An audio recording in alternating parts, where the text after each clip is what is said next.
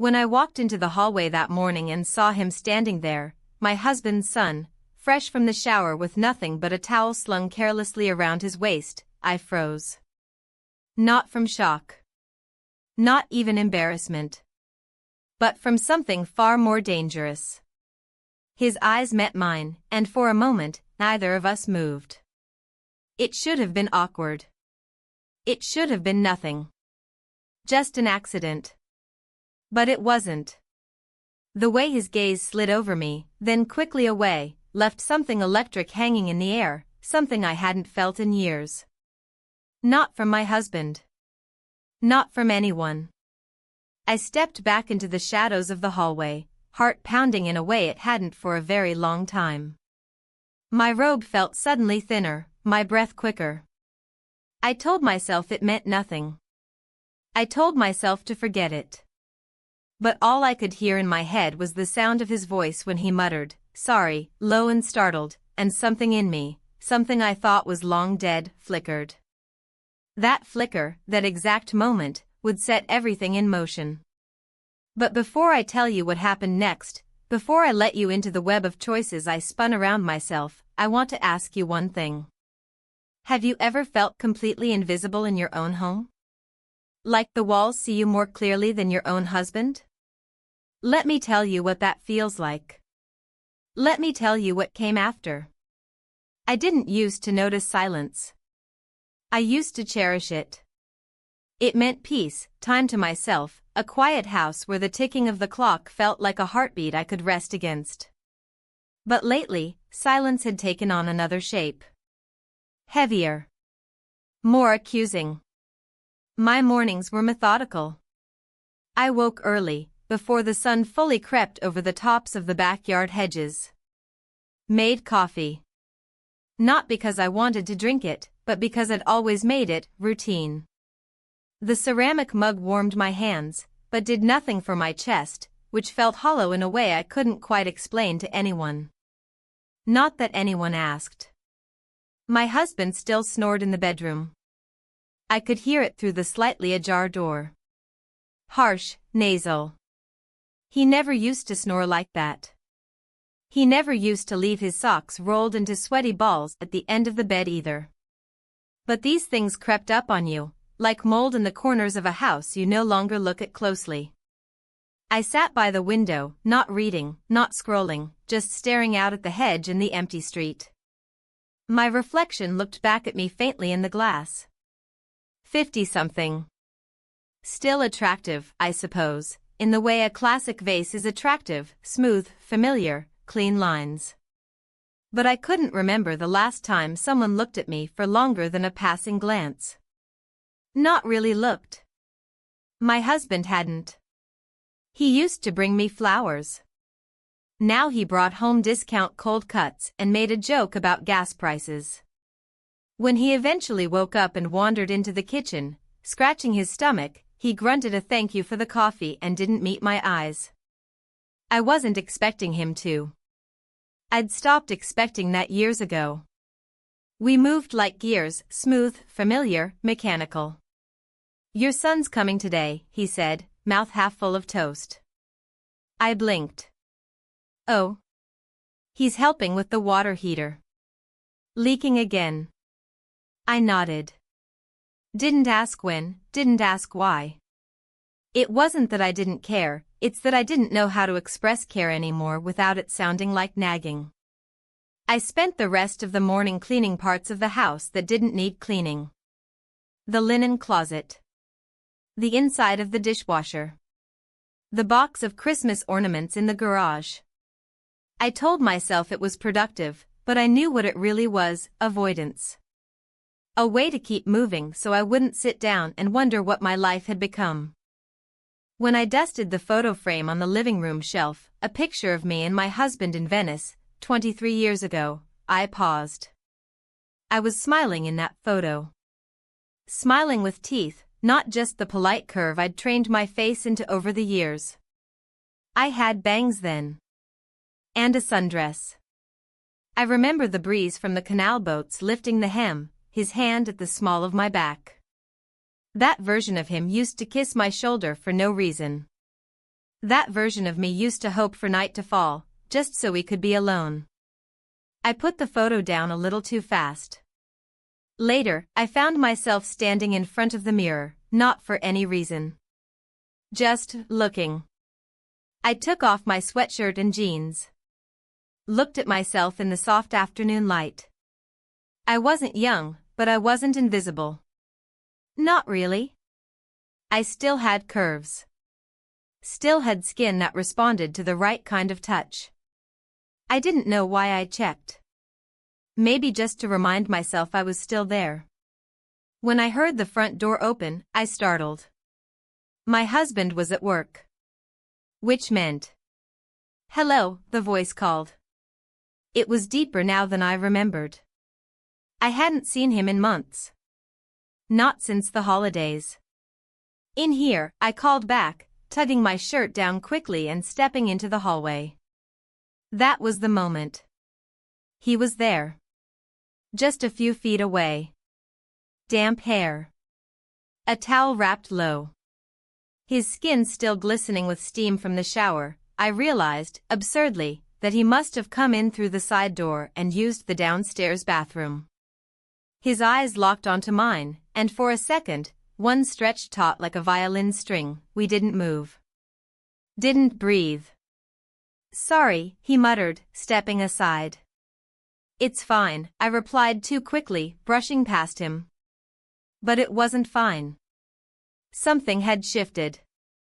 Something sharp and charged lodged itself in the space between us. In the kitchen, I poured myself water with shaking hands. Why had I reacted like that? Why had he looked at me like that? He appeared in the doorway, fully dressed now, hair damp but combed back. "Didn't think anyone was home," he said casually, voice lighter now. "I wasn't expecting you this early," I replied, not meeting his eyes. He shrugged. "Didn't want to hit traffic." And then silence. Again. Except this time, it wasn't accusing. It was alert. Like the moment before a storm when the air gets thick and your skin starts to prickle. He glanced at the living room. "Still got that old stereo, huh?" "Yes," I said. "Some things don't change." He gave me a long look. "Some do." That stayed with me longer than it should have. My husband came home that night like always, dropped his keys in the bowl, asked what was for dinner. I answered like always. But everything already felt different. And I couldn't stop thinking about that pause. That stare. That towel. That moment. I told myself 1,000 times that it was nothing. A misunderstanding. A coincidence.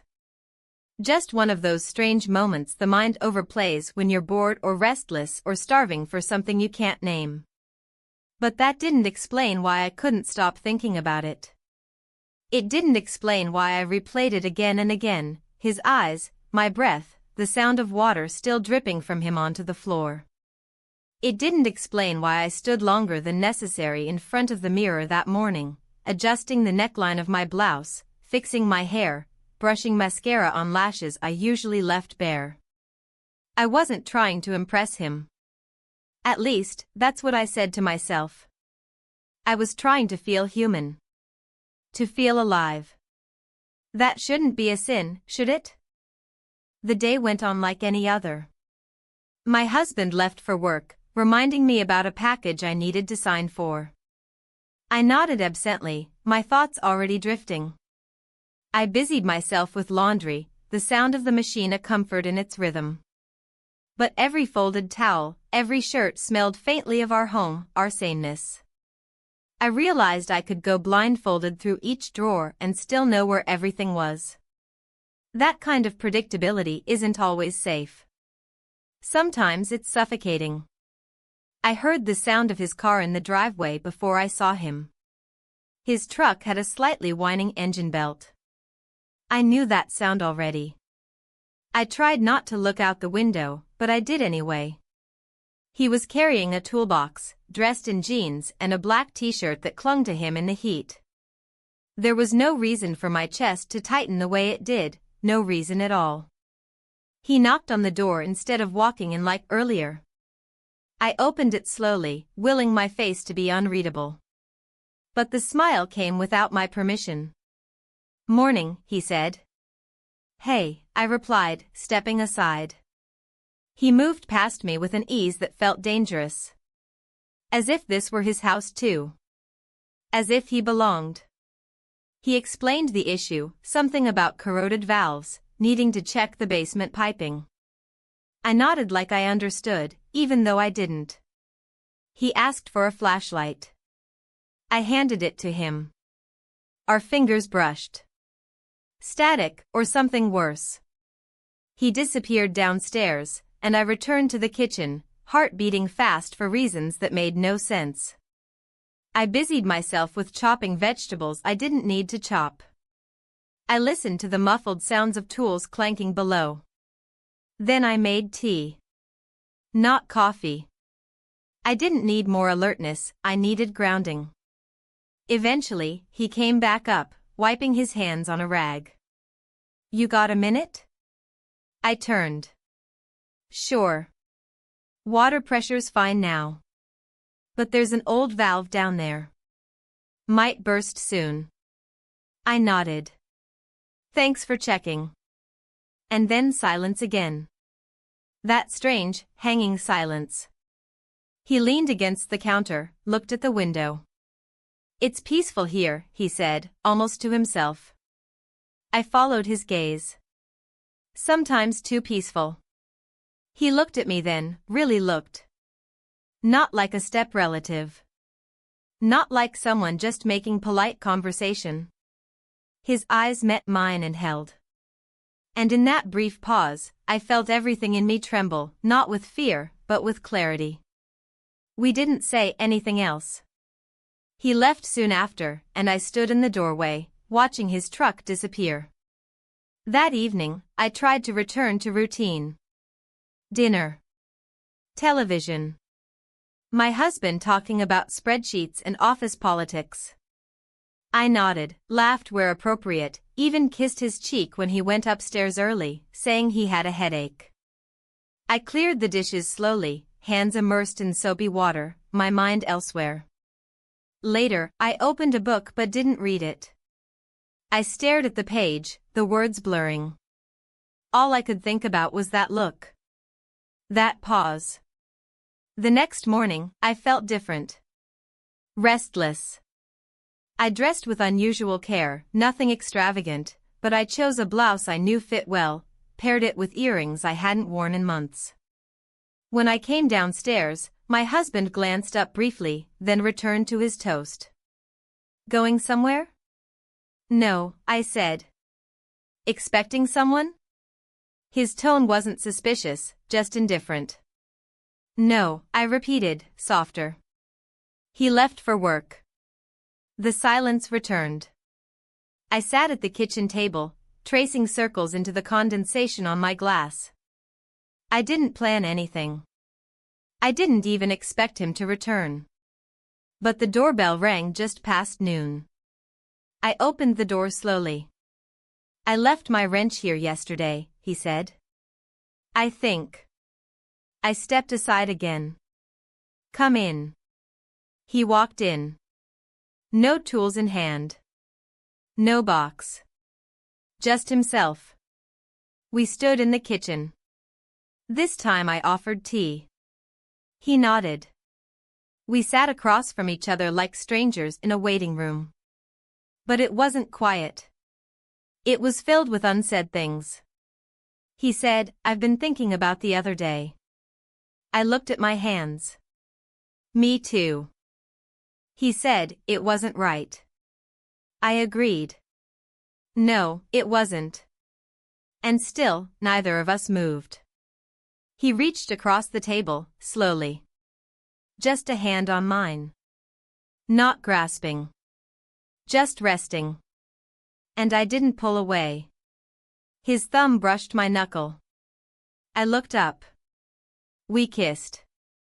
It wasn't frantic or heated. It wasn't even long. But it was the moment where silence broke. Where everything changed. Afterward, he stood, murmured something I didn't hear, and left through the back door. I stood in the kitchen for a long time after that. Not thinking. Not regretting. Just standing. Feeling my heart in my throat. My pulse in my fingers. That night, I didn't sleep well. I kept waking, convinced I'd dreamed it. But I hadn't. I could still feel the pressure of his lips, the warmth of his palm. I told myself it meant nothing.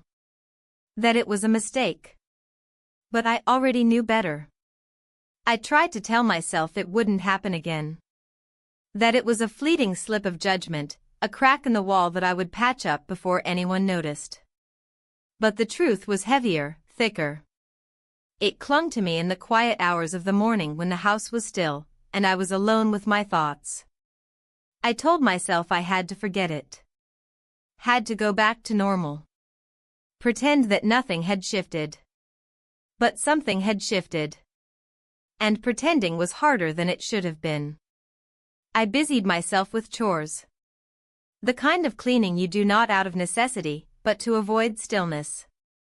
I scrubbed baseboards on my knees, rearranged the spice rack, wiped down picture frames that hadn't been touched in months.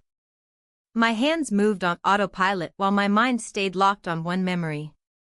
One kiss. One hand on mine. One silence broken.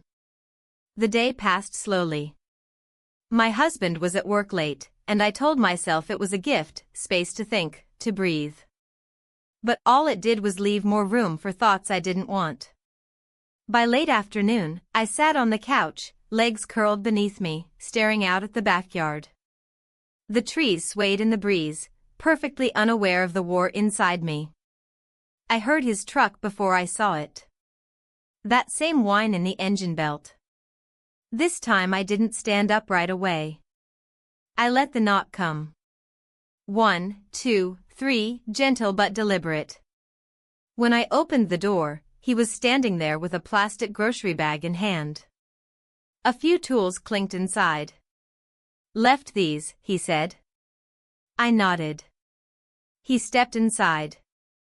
I closed the door. He placed the bag on the floor. We stood in the hallway, not touching, not speaking. The house was quiet, too quiet. The kind of quiet that made you feel every breath. "I shouldn't have come," he said finally, his voice soft. "Probably not," I answered. But neither of us moved. He looked at me, his expression unreadable. Maybe I didn't want to read it. Maybe if I looked too closely, I'd see something that mirrored what I was feeling, and I wasn't ready for that. I didn't trust myself to stay calm if he said the wrong thing. Or worse, the right thing. I stepped back. "Do you want some water?"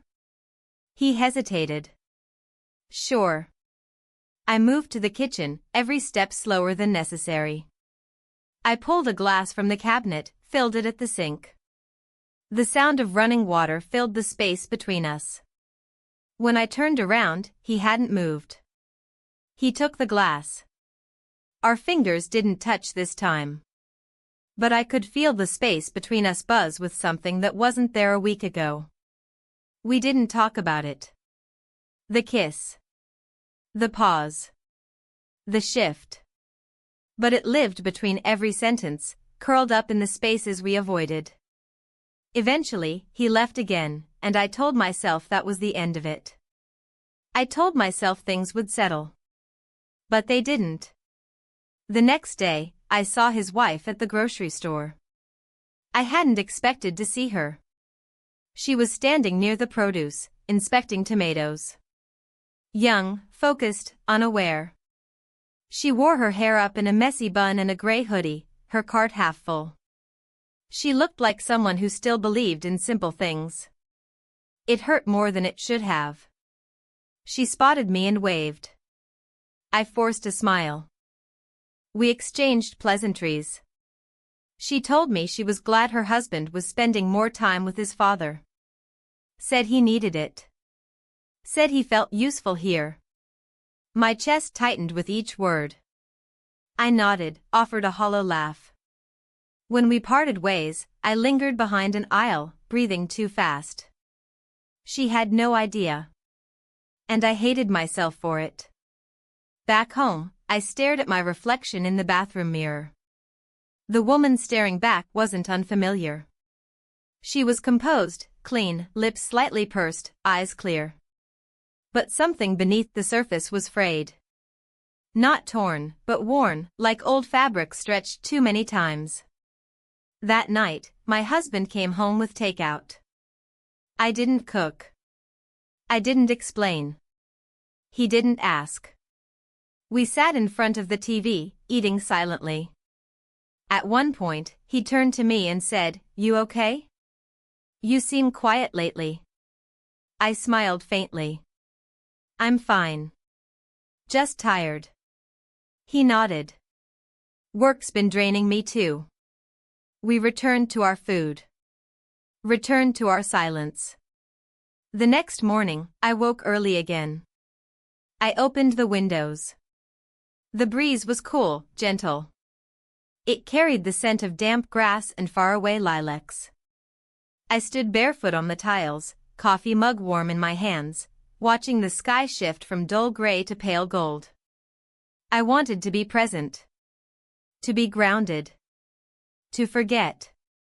But forgetting was harder than remembering.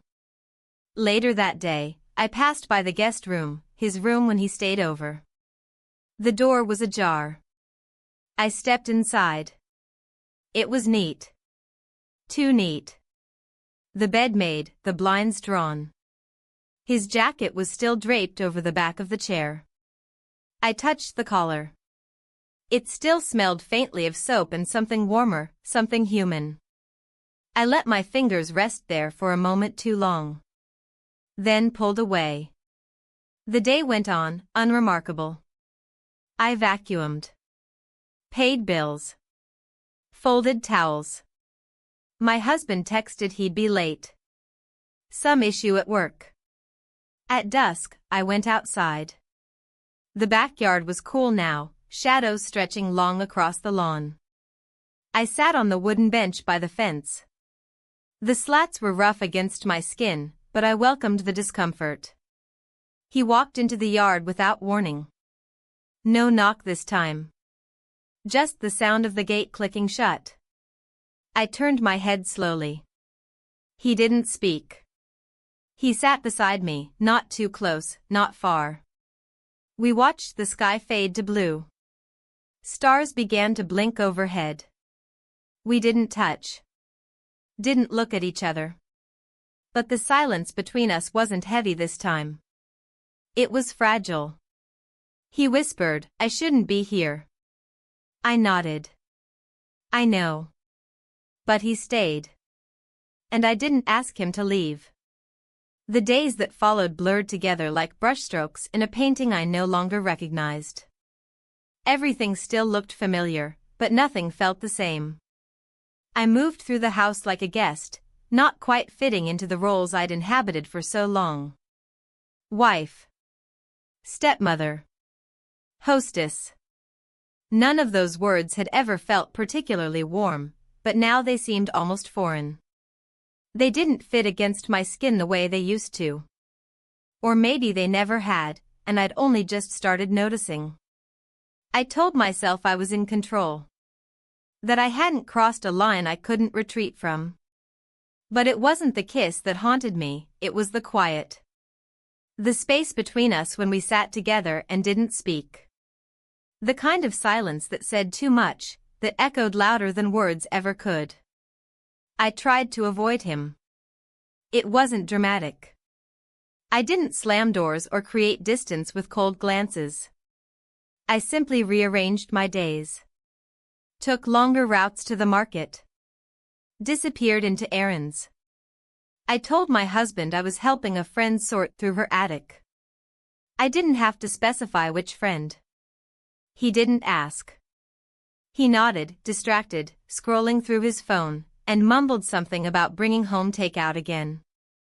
At night, I lay next to him, our bodies separated by inches that felt like miles. I used to miss the way he would shift in his sleep and find me in the dark, his hand searching for mine. But that hadn't happened in years. Now, I wasn't sure I wanted it to. One afternoon, I stood in the kitchen drying dishes when I heard a familiar sound, the front gate creaking open. My breath caught, instinct tightening in my chest. I didn't move. Didn't peek out the window. Just waited. The knock came, but softer this time. Almost hesitant. I opened the door slowly. He stood there, hands in his jacket pockets, eyes searching my face. Did I come at a bad time? I shook my head, stepping aside. He entered without another word.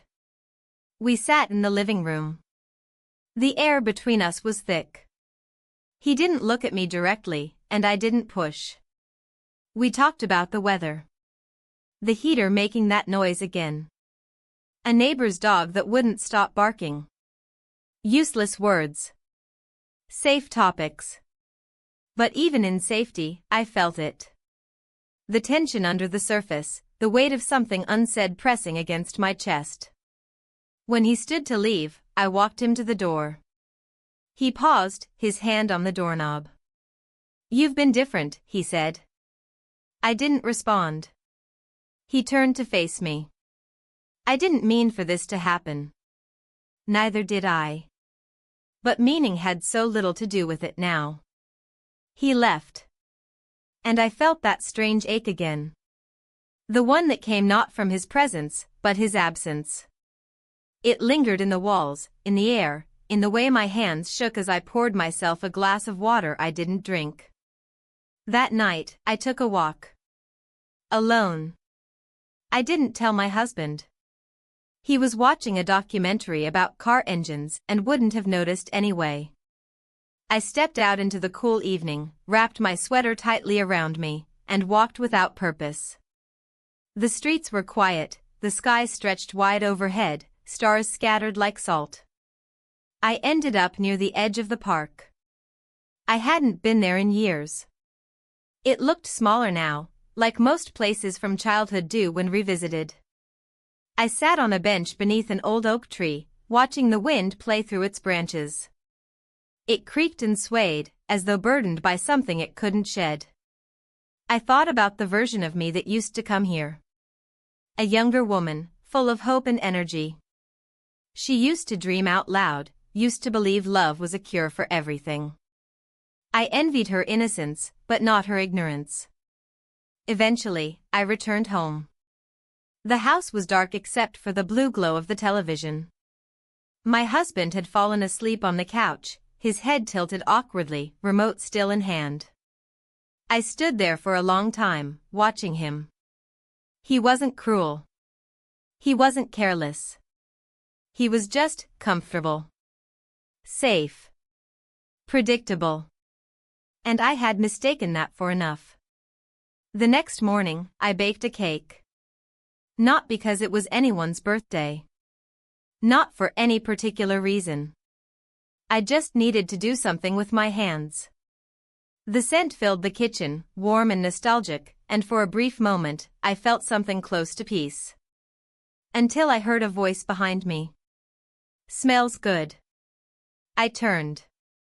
He was standing in the doorway, one hand still on the frame, eyes fixed on me. I didn't ask why he was there. I didn't ask how he got in. I had left the side door unlocked without realizing. He walked into the room slowly. I handed him a plate without a word. He took it, sat down at the table, and ate in silence. We didn't talk. We didn't touch. But we didn't need to. Something passed between us again, familiar, dangerous, undeniable. A presence that lived in the glances, the stillness, the careful way we avoided brushing against each other. After he left, I stood by the sink, staring out the window, water running over my hands. The cake sat half-eaten on the counter. I didn't taste any of it. That night, my husband told me his son would be staying a few days longer. He wants to help me fix the garden shed, he said, excited, animated for the first time in weeks. I nodded. Maybe we can all have dinner together before he heads back, he added. You, me, him, and his wife. It's been a while. Something inside me twisted. I smiled. That sounds nice. But the moment he left the room, I sat down hard on the edge of the bed, my hands clenched in my lap, breath catching in my throat. Nice. That word felt so small. So dishonest. And I realized, this wasn't about a kiss anymore. Or even a glance. This was about something breaking open. Something I had tried too long to keep sealed. The morning after my husband mentioned the dinner, I found myself folding napkins at the kitchen table as if I were hosting a formal event, though the dinner wasn't for another 4 days. My hands worked automatically, pressing each corner, smoothing the fabric, aligning them into perfect squares. But my thoughts were far from the linen. The idea of sitting across from her, his wife, was unbearable in ways I couldn't articulate. She was innocent in this. Sweet. Polite. The kind of person who would offer to do the dishes even when she was a guest. I didn't hate her. That would have been easier. I envied her, maybe. Or pitied her. Or both. That evening, the doorbell rang. I opened it expecting a neighbor or a package, but he stood there. No tools. No bag. Just him. I didn't invite him in with words. I stepped aside, and he entered. The moment he passed me, I felt the shift again, like the room changed temperature, like the air thickened. I hated how familiar it had become. He sat at the kitchen table. I returned to my seat across from him. Neither of us touched the napkins. I can't stop thinking about it, he said after a while. I didn't ask what he meant. We both knew. I know it's wrong, he continued, his voice low. But it doesn't feel that way when I'm here. I looked down at my hands. They were clenched in my lap. We can't keep doing this, I whispered. He leaned forward slightly. Then tell me to stop. I should have. I wanted to. But instead, I looked up. And we kissed. There was no rush to it, no reckless hunger. It was slow, quiet, and deliberate. A decision neither of us said out loud, but both accepted. Afterward, we didn't say anything. He stood, adjusted his jacket, and left through the back door. I didn't follow. I sat in the kitchen until long after the sun had gone down, the room lit only by the stove light above the range. The folded napkins still sat in a neat pile between the salt and pepper shakers. I didn't move them. That night, I dreamt of nothing. Just blackness. A silent, empty space that mirrored how I felt when I woke. Over the next 2 days, I tried to behave normally. I planned the dinner like a woman preparing for guests she genuinely looked forward to seeing. I baked bread, marinated chicken, wiped down surfaces that already shone. I even polished the wine glasses. My husband commented on my effort. You always go overboard, he said with a chuckle. They're family, not royalty. I forced a smile. It's just nice to have something to do. He kissed the top of my head, then went out to the garage to clean off the patio chairs. I stood frozen in the hallway, staring at my reflection in the glass cabinet door. I looked fine. Presentable. Familiar. But something beneath the surface was unraveling thread by thread. On the day of the dinner, I woke up early and laid out my outfit like I used to do when we were younger and going to events, when I cared what he thought. I chose a simple dress, elegant but modest, something I hadn't worn in years. I ironed it carefully, hung it on the door, and stepped into the shower. The hot water did little to calm me. By the time they arrived, the house smelled of garlic and rosemary, candles flickered on the sideboard, and soft jazz played through the old stereo speakers. His wife brought a bottle of red wine and a bouquet of sunflowers. She hugged me warmly and commented on how beautiful everything looked. "You always make it feel so cozy," she said. He followed behind her, quieter than usual. Our eyes met for a split second, just long enough to pass unspoken understanding between us. Then we both looked away. Dinner began simply. Light conversation. Laughter in small bursts.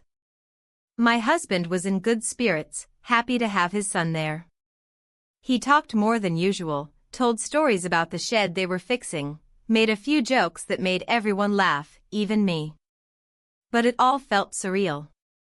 Like I was watching my life from just outside the window, like the woman smiling and passing the bread wasn't me at all. At one point, I excused myself to the kitchen.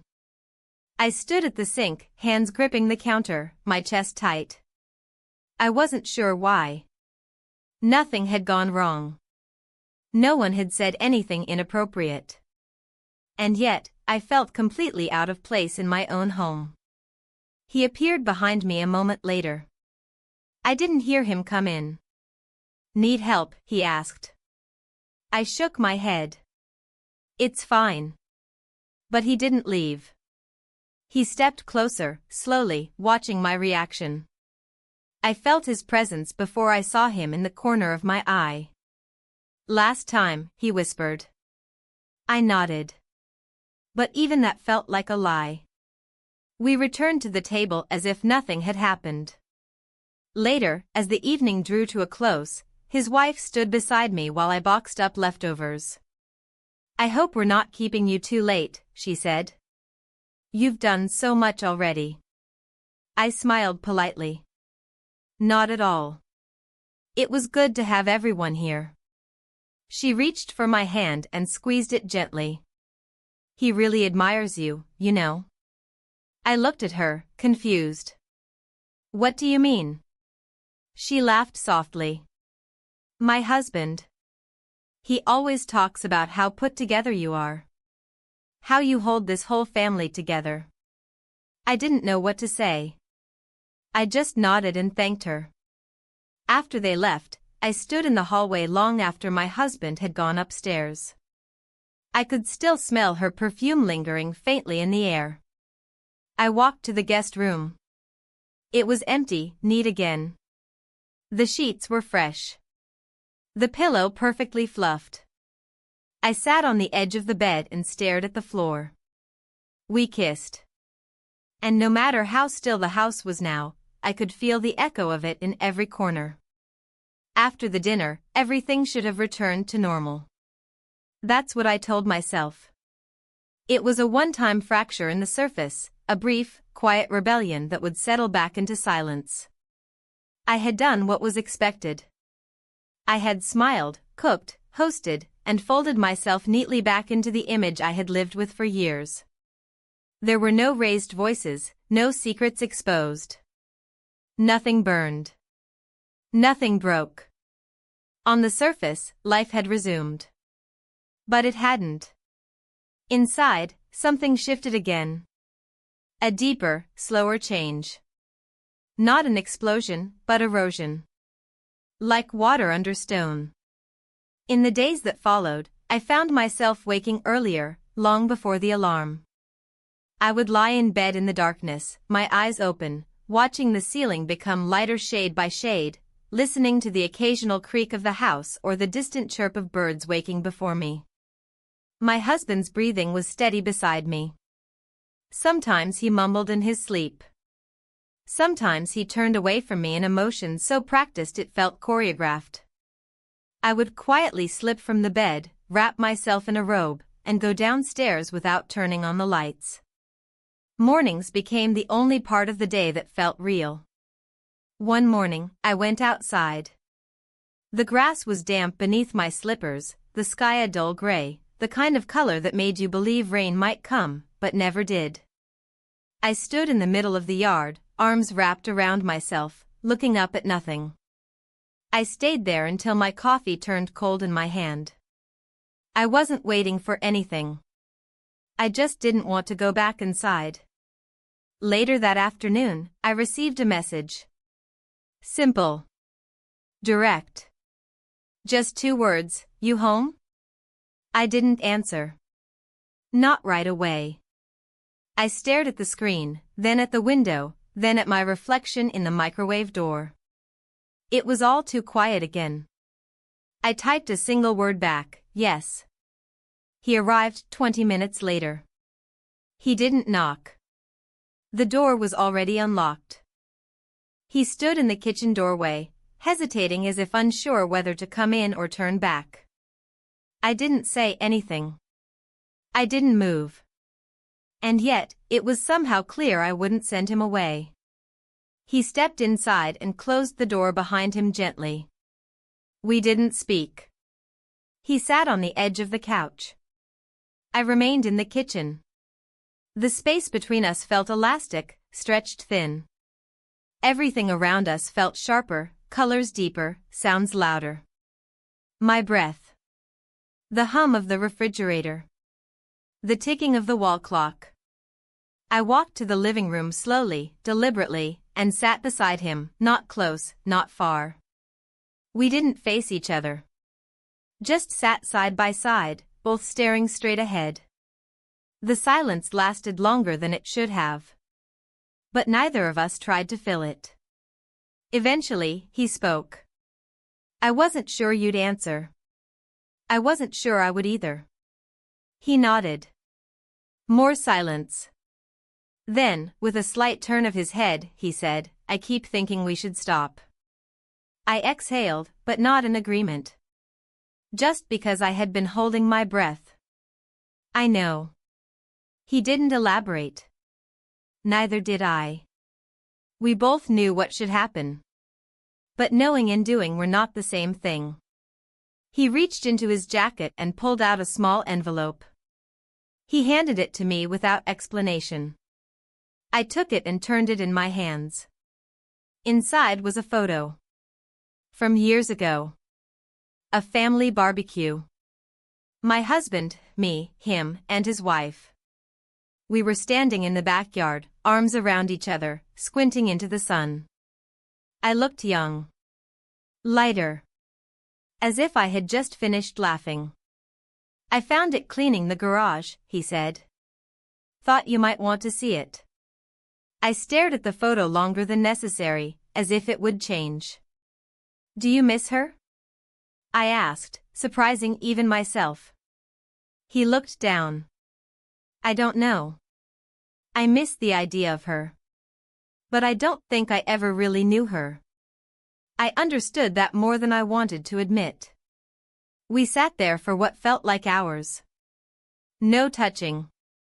No dramatics. Just 2 people sharing a room too full of memories that didn't belong to them. Eventually, he stood. I should go, he said. I nodded but didn't move. At the door, he turned back to me. I'm going away for a few days, he said. Work. I didn't ask where. Or why. All right, I said. And then, like before, he was gone. That evening, my husband came home later than usual. His mood was distracted.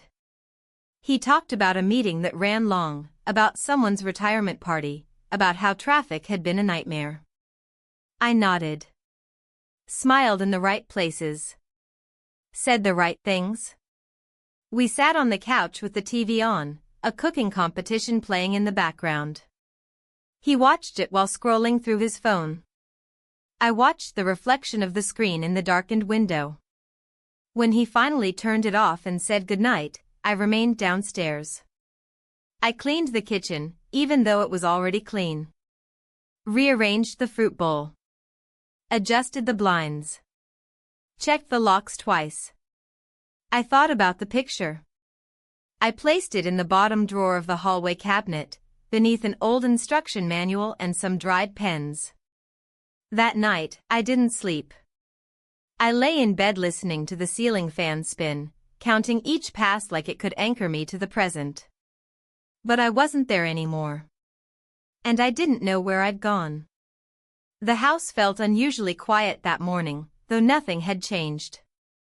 The hum of the refrigerator still buzzed softly in the background. The floor creaked under my feet as I moved through the hallway. The curtains swayed just slightly, stirred by the fan overhead. Everything was still in place, yet something in the atmosphere had shifted. He was gone. I remembered that. Gone for a few days, he said. I hadn't asked where. And now that he wasn't here, I felt that strange absence again, not a hole exactly, but a shadow. Not loud, but constant. My husband had left early for work, mentioning something about a supplier meeting. I nodded, kissed his cheek out of habit, and waved him out the door with a practiced smile. As soon as the lock clicked, I leaned against the closed door and stood there, eyes shut, for a full minute. Just breathing. I didn't have anything planned for the day. The calendar was empty, save for a note I had written to myself weeks ago, clean out guest room. I hadn't yet. I wasn't sure I wanted to. But the idea lingered, persistent. By mid-morning, I found myself in that room. The light was softer here. Dust floated lazily in the air, catching beams from the window. I stood in the doorway for a while before stepping inside. The bed was made, though not perfectly, creased from use, the pillow slightly indented. I smoothed the blanket out and sat on the edge. I opened the nightstand drawer. Empty, save for a few tissues and a pen with no cap. Nothing personal. Nothing real. It made me feel worse, not better. In the closet, I found a shirt he'd left behind. Folded neatly, tucked into the corner of the shelf. I picked it up slowly, fingers curling around the fabric. It was plain, gray, soft, familiar. I pressed it to my chest without meaning to, then caught myself and placed it back quickly, almost angrily. I closed the door. I wandered the house restlessly after that.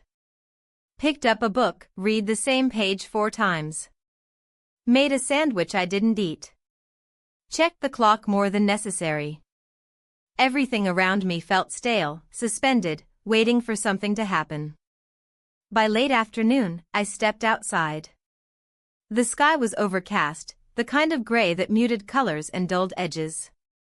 I walked slowly around the yard, past the flower beds, now wilted with the season, past the garden shed that he and my husband had fixed together. The door stood slightly ajar. I pushed it open, more out of habit than purpose. Inside, it smelled of wood and oil and something else I couldn't place. Tools were neatly arranged on the wall. A pair of gloves hung from a hook. It was too orderly. Too clean. I stood there for a while, taking it in, remembering the last time they were both out here. I had brought lemonade. I remembered their voices, their laughter.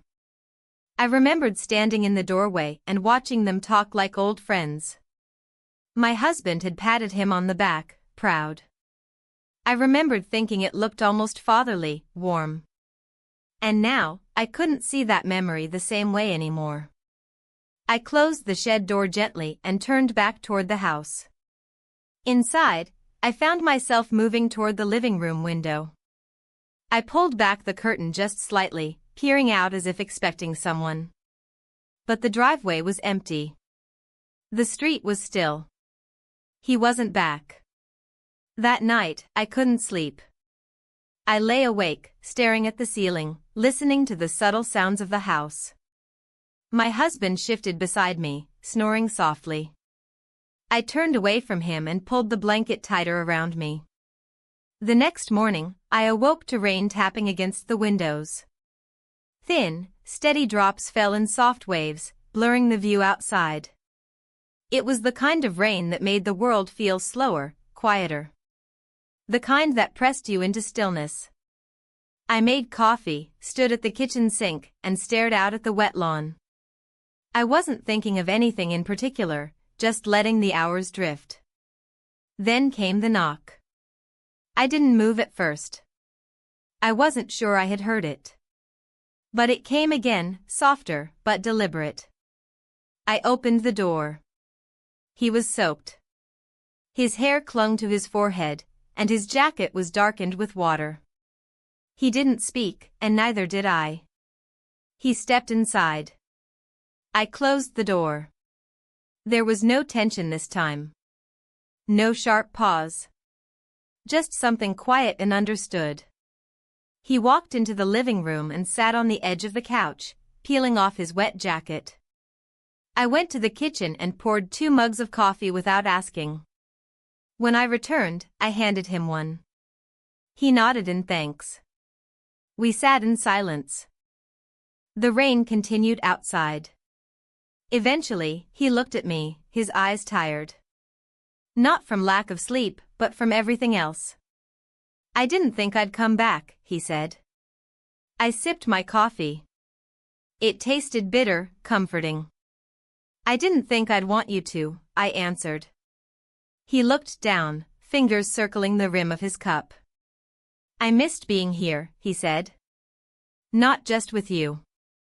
I mean, here. This house. This quiet. I didn't say anything. There was nothing to add. I don't want to hurt anyone, he said softly. Neither do I. And yet we both had. That truth sat between us, heavy and unspoken. I should go, he said, standing. I nodded. But before he reached the door, he stopped. Without turning, he said, "You remember that night at the lake years ago? When we all had dinner outside, and the wind knocked over the lantern?" I did remember. It had shattered. My husband had laughed. His wife had screamed. He and I had looked at each other across the table, both trying not to laugh ourselves. "Yes," I said quietly. "I think that's the last time I felt real around her." He opened the door. The rain had slowed to a mist. He looked back at me once. Then left. We spent the night together. The morning after was not loud. It didn't explode with guilt or unravel into chaos. It was quiet. Heavy. The kind of stillness that settles into your skin and makes everything feel too real, too bright. I woke early, before my husband stirred beside me. He looked peaceful, his mouth slightly open, the same position he always fell into around dawn. The light from the window softened his face, made him look years younger, unaware. And it hit me, for the first time in a very long time, just how much he didn't know me anymore. I slipped out of bed without a sound, feet brushing over the cool floorboards. The air was thick with a silence I didn't dare disturb. My robe hung where it always did. I put it on slowly, like I was afraid of making the fabric whisper too loud. In the kitchen, I filled the kettle and waited. It felt like my body was moving on instinct, like the routines I had practiced for decades were carrying me through the morning without asking my permission. The mug I used every morning felt heavier in my hand. The steam curled up like smoke from something burning.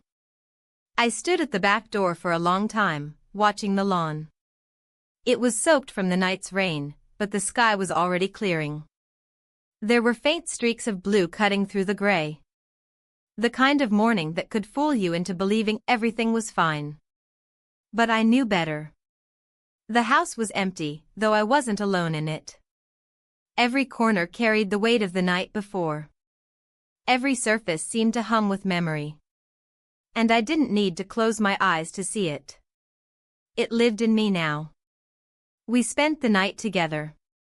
I said the words to myself silently, over and over again, as if that would make them lose meaning. But they didn't. If anything, they grew heavier with every repetition.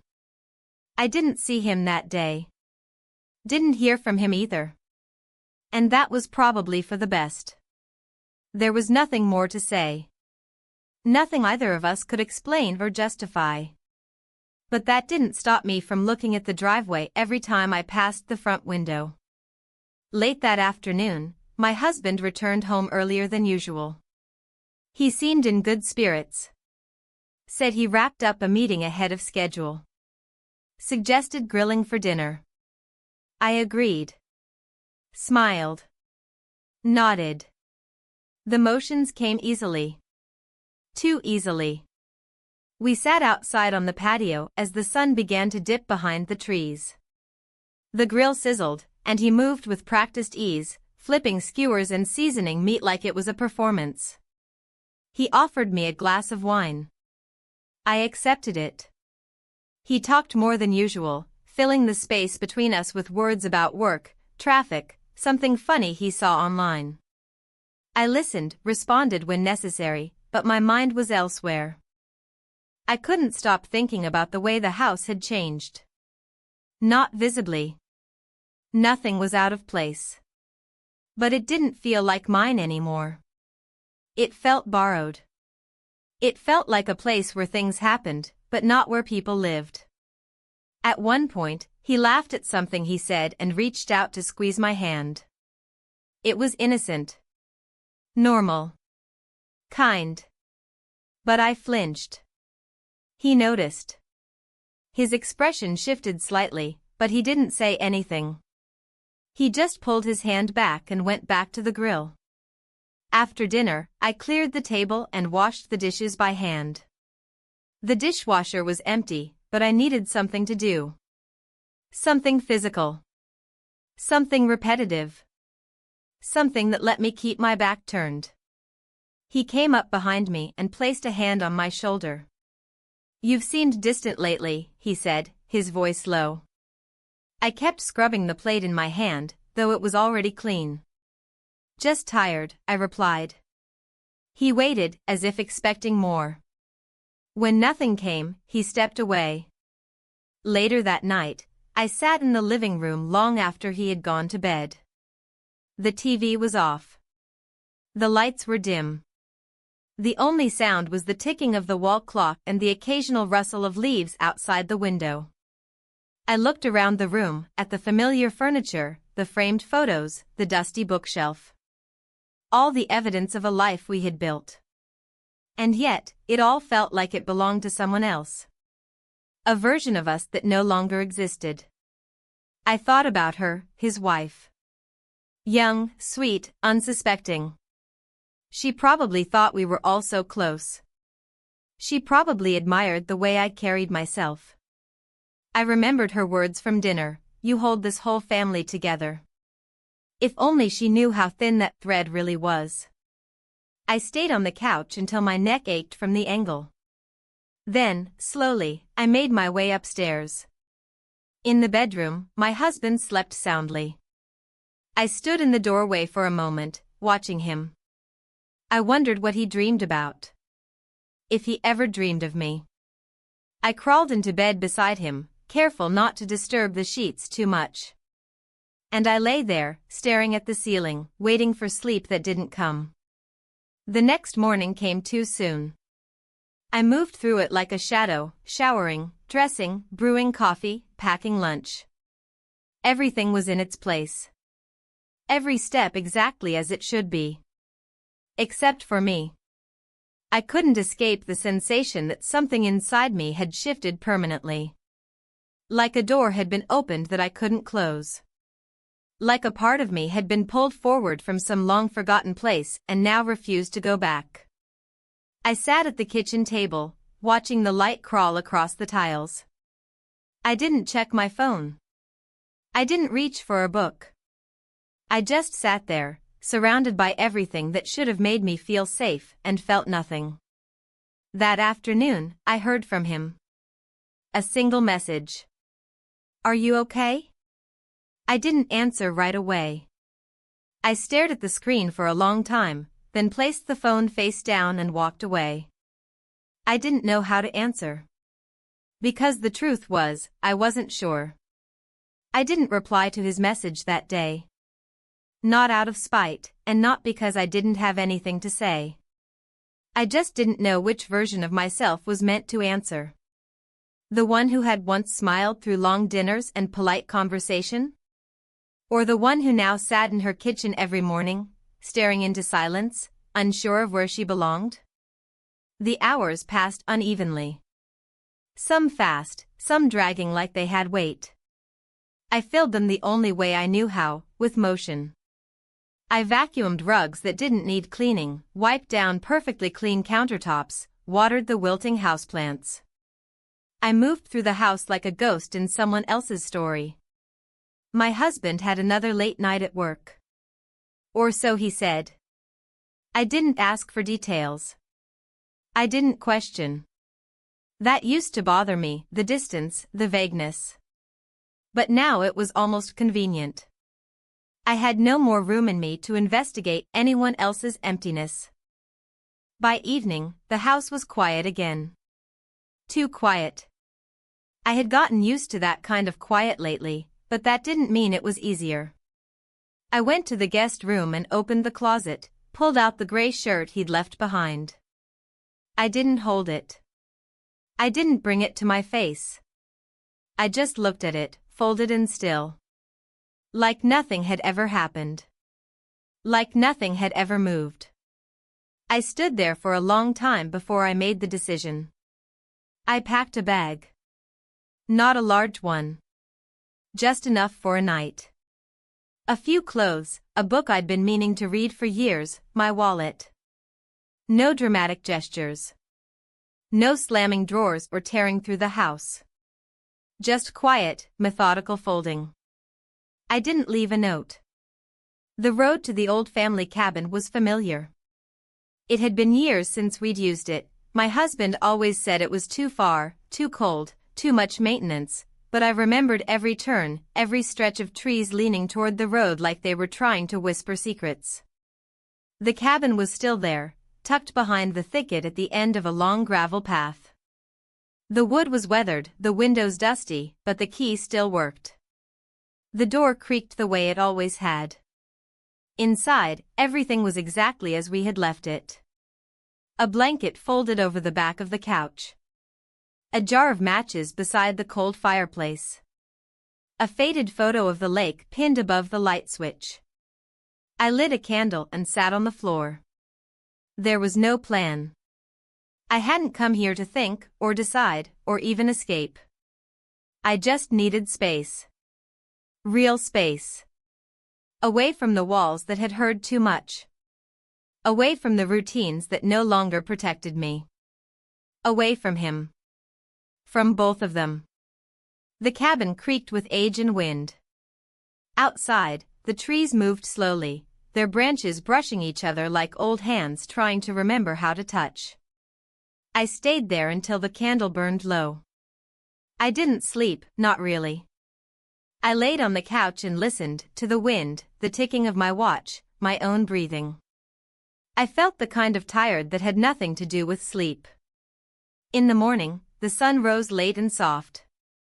The forest outside the window glowed gold and green. I sat on the porch, sipping coffee from an old chipped mug I found in the cabinet. It tasted different here. Maybe it was just the air. My phone buzzed once. A message. I'm outside. I looked up, and there he was. I didn't ask how he knew I'd be here. I didn't ask how long he'd waited. He stood beside his car, unsure, his hands at his sides like he wasn't sure if he should lift them. I walked down the steps slowly. We didn't speak. We sat side by side on the porch bench, a wide space between us, but a shared sky overhead. The silence wasn't heavy this time. It was something else. Something softer. After a while, he spoke. I thought maybe you were gone for good. I looked out at the trees. I don't even know what for good means anymore. He nodded. I couldn't sleep either. I closed my eyes for a moment, breathing in the forest. Everything smelled alive here, earth and bark and damp leaves. I wanted to bottle it. Take it back with me. But I knew it wouldn't survive in that house. I didn't come here to run, I said. He turned slightly. Then why? I needed to be somewhere that didn't remind me of anything. He exhaled slowly, like he understood. Maybe he did. We sat in silence again. A breeze passed through the trees, stirring leaves across the cabin roof. Finally, I turned to him. This can't happen again. He didn't flinch. I know. I don't regret it, I added. Me neither. But we can't pretend it didn't change everything. No. Another pause. I don't know who I am anymore, I admitted. He looked at me, not with pity, but something closer to recognition. Maybe that's not a bad thing. We didn't hug. We didn't touch. Eventually, he stood. I'll go. I nodded.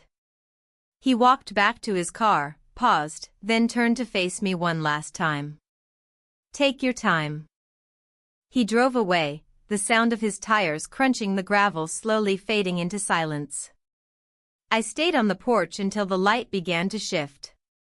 The sun sank lower, and the cabin dipped into shadow. I didn't know what would come next. But I knew I couldn't go back to the way things were. And maybe, just maybe, that was the beginning of something I needed to face. Alone.